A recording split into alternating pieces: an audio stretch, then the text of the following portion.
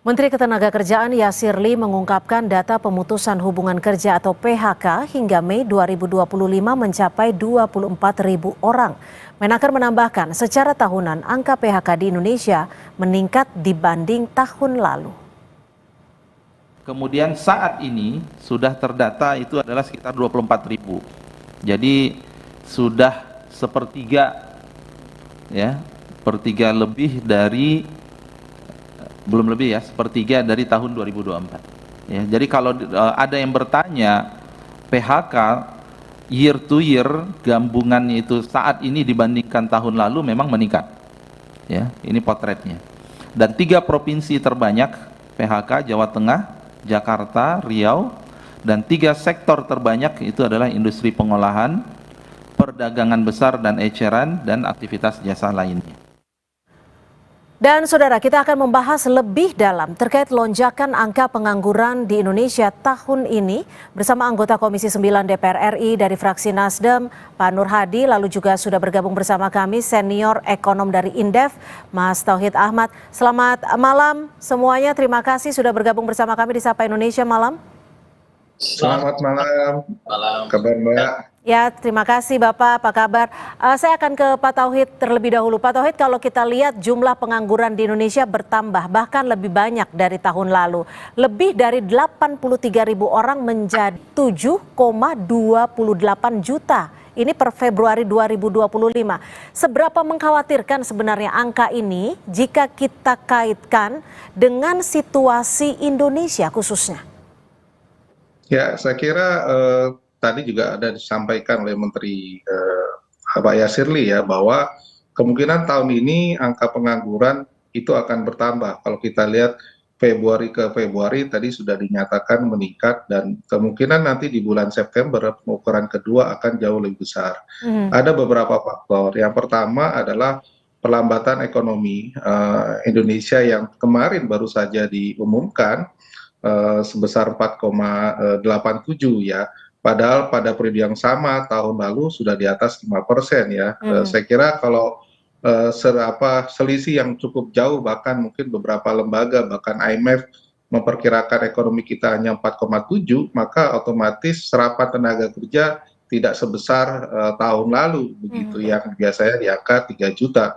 Bisa jadi serapan tenaga kerja tahun ini kurang daripada 3 juta. Jadi kalau misalnya September bisa jauh lebih berat karena persoalan ekonomi, baik karena faktor domestik ya maupun juga faktor global, dan ini yang kemudian memberatkan ke kita. Nah, di dalamnya sendiri kalau kita lihat karena situasi ekonomi yang melambat, yang kedua para pelaku usaha banyak yang kemudian melakukan wait and see untuk investasi, termasuk melihat apakah tahun ini juga akan dilakukan proses efisiensi, terutama perusahaan-perusahaan yang terkena dampak global ya. Tapi situasi wait and see inilah yang kemudian membuat serapan lapangan kerja dan potensi pengangguran akan agak lebih buruk ya dibandingkan tahun 2024 lalu. Jadi artinya Anda juga membacanya ini akan lebih buruk, lebih dari Februari 2025 ya, jumlahnya akan meningkat? Ya, biasanya siklusnya begitu di akhir tahun itu. Kalau kondisi awal tahun ini katakanlah pertumbuhan ekonomi lebih rendah, biasanya juga berimplikasi di perhitungan di September itu akan jauh lebih buruk begitu. Pak Nur Hadi, siklus yang akan lebih. Ya, saya ke Pak Nur Hadi. Kalau dari DPR sendiri, bagaimana dari Komisi 9 khususnya, apakah sudah mengkomunikasikan baik itu ke pihak industri, khususnya untuk mendorong dan memastikan akan menampung angkatan kerja kita ini akan seperti apa? Ya, jadi kemarin kami melakukan rapat kerja dengan Kementerian Ketenagakerjaan Republik Indonesia. Memang banyak hal ya yang menyebabkan pengangguran ini bertambah terus. Salah satunya adalah pelonggaran impor tanpa pertimbangan teknis. Karena yang menyumbang pengangguran salah satu yang terbesar adalah dari manufaktur seperti garmen, tekstil, dan lain sebagainya. Nah, di sini di Permendag nomor 8 tahun 2024, kaitannya pelonggaran impor tanpa pertimbangan teknis, harusnya Bapak Presiden segera melakukan teguran terkait dengan Permendak ini agar segera direvisi, dirubah ya, bagaimana agar tidak terjadi gelombang pengangguran yang secara terus-menerus. Poin-poin mana yang menurut Anda harus direvisi? Nah, di sini di Permendak nomor 8 tahun 2024 ini sebenarnya tujuannya baik, mengatasi penumpukan kontainer yang ada di pelabuhan utama seperti Tanjung Priok dan Tanjung Perak. Namun kebijakan ini yang kurang, menurut saya yang sangat-sangat merugikan industri di Indonesia adalah kebijakan yang menghapus persyaratan pertimbangan teknis ya dari Kementerian Perindustrian untuk 7 komoditas, termasuk diantaranya tekstil dan produksi tekstil. Ini yang membuat beberapa pabrik ini gulung tikar. Oke. Mas Tauhid, kalau tadi Anda sudah memprediksi jumlah ini akan terus meningkat, khususnya nanti di akhir tahun 2025. Bagaimana menurut Anda, analisa Anda, pemerintah harus merespon cepat agar setidaknya angka pengangguran ini bisa ditekan dan tidak semakin meningkat drastis di penghujung tahun? Ya, yang pertama adalah tentu saja investasi ya, investasi swasta ini sebisa mungkin memang yang sebagian besar larinya ke sektor jasa itu bisa dipindah ke investasi ke manufaktur, terutama investasi yang dilakukan oleh badan usaha milik pemerintah begitu ya. Itu yang saya kira prioritas begitu ya, termasuk di sektor pertanian ataupun perkebunan yang bisa menyerap lapangan pekerja paling banyak begitu. Yang kedua adalah tentu saja ekspansi fiskal yang dilakukan oleh pemerintah bisa diperbesar lagi.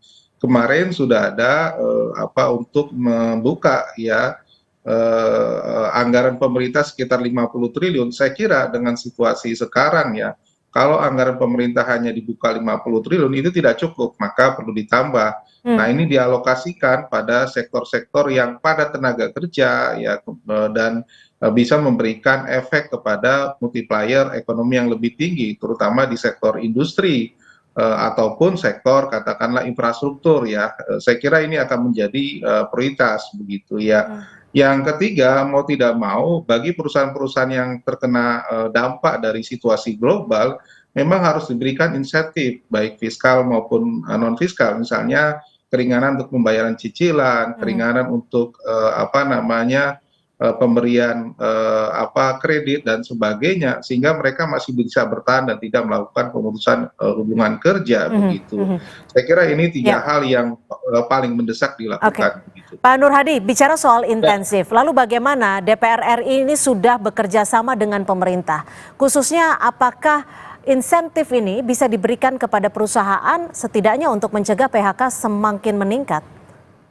Ya setuju kalau memang aturannya bisa memayungi itu, setuju saja.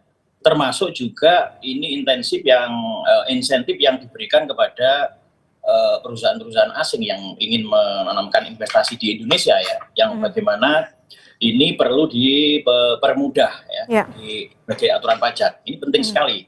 Saya kira kemarin di Komisi 9 untuk jangka pendek kami menyetujui Kemenaker RI ini mengajukan penarikan pinjaman hibah ya, pinjaman hibah luar negeri sebesar 117 miliar sekian. Ini untuk proyek Listraf ya.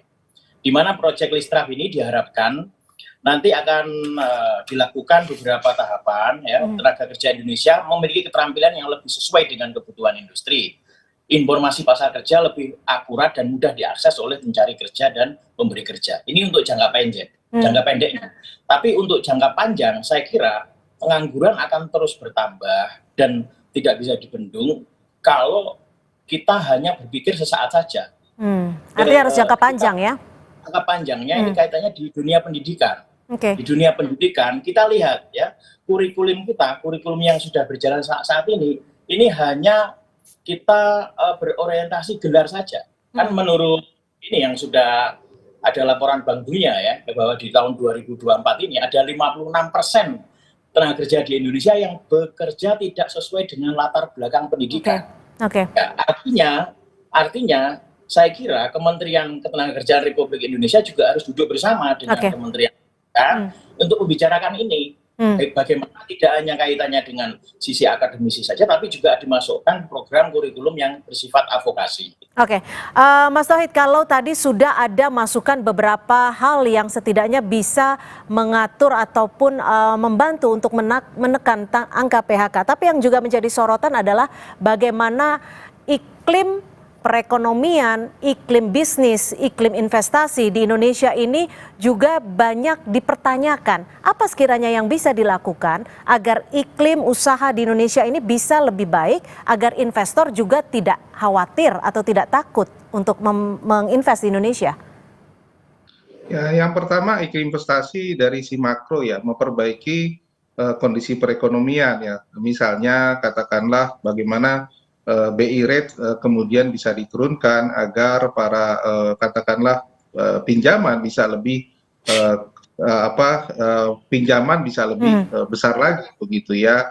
Kemudian juga situasi politik yang adem begitu itu juga sangat dibutuhkan bagi para investor. Nah, lebih teknis tentu saja dukungan bagi para pelaku usaha agar persoalan misalnya investasi yang banyak dipersoalkan soal lahan, clear and clean itu menjadi sangat penting begitu. Nah, ini yang kemudian bisa membuat iklim investasi pada beberapa sektor terutama mining, industri dan sebagainya memang bisa dijamin ya.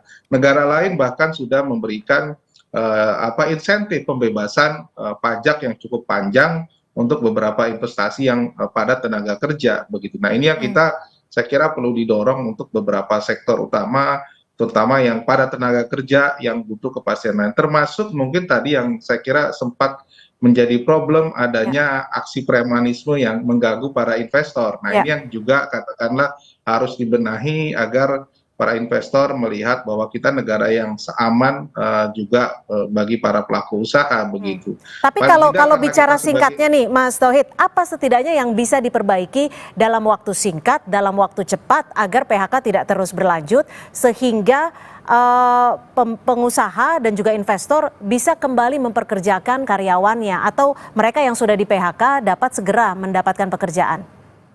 Saya kira investor yang sudah katakanlah waiting list atau menemui kendala di lapangan itu perlu ada semacam task force atau tim kerja yang mengawal mereka sampai bisa berinvestasi dengan cepat di Indonesia begitu. Itu akan membuka lapangan pekerjaan baru karena mereka pasti kalau investor itu sudah memiliki market yang katakanlah spesifik ya. Sementara bagi investasi yang sudah jalan yang terkena dampak global itu mengurangi beban biaya. Itu yang saya kira bisa dilakukan dengan insentif-insentif yang tadi diberikan begitu. Tetapi karena kita katakanlah fokusnya adalah menciptakan lapangan kerja dengan pertumbuhan ekonomi yang lebih tinggi, itu juga menjadi momen gitu ya agar investasi bisa lebih banyak lagi begitu. Manufaktur, otomotif, retail dan sebagainya itu peluang yang sangat besar di kita begitu. Baik, terima kasih Mas Tauhid Ahmad, senior ekonom dari Indef, dan juga Pak Nur Hadi, terima kasih dari anggota Komisi 9 DPR RI fraksi Nasdem. Selamat malam.